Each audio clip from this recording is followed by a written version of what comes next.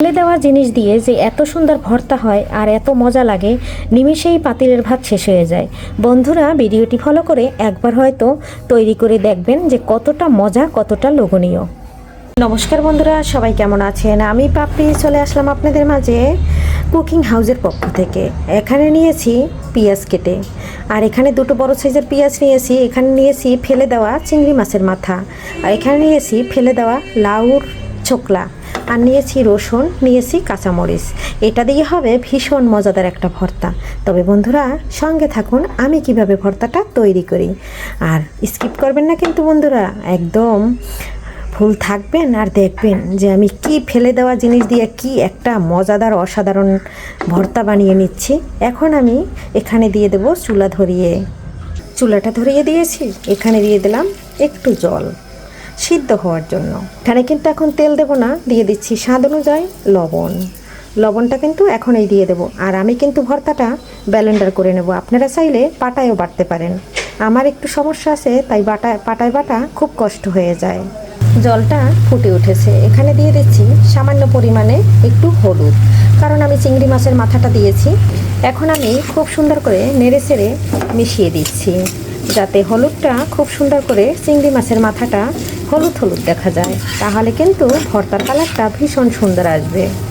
আর যখন ভর্তাটা অর্ধেকটা সিদ্ধ হয়ে যাবে, তখন নামিয়ে নিয়ে ব্লেন্ড করে নিয়ে তারপরে আমি আবারও এটা কিভাবে রান্না করি, সঙ্গে থাকুন, দেখতে থাকুন। তবে ভর্তার কিন্তু পরবর্তী স্টেপে একদম বেশি সুন্দর হবে। এটা তো প্রথম স্টেপ, দ্বিতীয় স্টেপ আরও ভীষণ ভালো হবে। তারপরে না সেখানে হবে ভর্তার মজা। এখন আমি নেড়ে চেড়ে মিশিয়ে দিচ্ছি। এখন আমি ঢাকনা চাপা দিয়ে ঢেকে দিচ্ছি, আর এখানে আমি 5 মিনিট ঢেকে সিদ্ধ করে নেব। 5 মিনিট পরে চলে আসলাম, আর এই যে দেখুন একদম ভাজা হয়ে গেছে। এখন আমি জালটা অফ করে দিচ্ছি, ঠান্ডা হওয়ার জন্য ওয়েট করছি। ঠান্ডা হইলে ব্লেন্ডারটা করে নেব।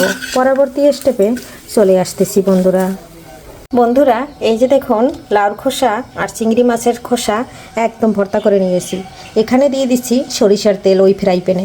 এখন আবারও দিয়েছি কিছু আস্তা পেঁয়াজ, আর দিয়ে দিলাম 2-3টা কাঁচামরিচ মাঝখান থেকে ফেলে। এটা একটু ভালো করে লাল করে ভেজে নিচ্ছি। এই যে দেখুন বন্ধুরা, পেঁয়াজটা কিন্তু ভাজা হয়ে গেছে, কাঁচা গন্ধটা চলে গেছে। এই পর্যায়ে আমি ব্লেন্ড করা লাউয়ের খোসাটা ঢেলে দিচ্ছি। এখন আমি নেড়ে চেড়ে খুব সুন্দর করে মিশিয়ে দিচ্ছি।